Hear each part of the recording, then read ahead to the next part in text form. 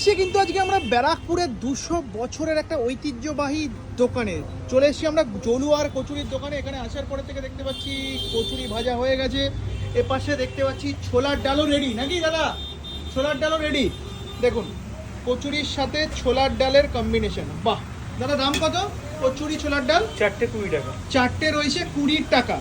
আর যদি আমি কচুরির সাইজ যদি বলি, এরকম এরকম সাইজের কিন্তু কচুরি এখানে ভাজা হচ্ছে। আর এই পাশে তৈরি হচ্ছে কিন্তু ব্যারাকপুরের ঐতিহ্যবাহী রাবড়ি, যেই রাবড়ির টানে কিন্তু বহু দূর দূরান্ত থেকে মানুষ ছুটে আসেন। আর এখানে দেখুন 200 বছরের পুরাতন দোকান। একটা যখন এই কাটিংটা বেরিয়েছিল তখন 190 বছর, মানে এই কাটিংটা অনেক দিন আগের পুরনো কাটিং। আর আমি যদি ঘরে চট করে ঢুকে যাই, দেখুন আজও কিন্তু কড়ি বর্গার ছাদ বর্তমান, সেই পুরনো দিনের ঐতিহ্য দাদারা ধরে রেখেছো, তাই তো দাদা? একদম। আচ্ছা, এখন কি রাবড়ি রেডি করছো? হ্যাঁ। বাহ! দেখুন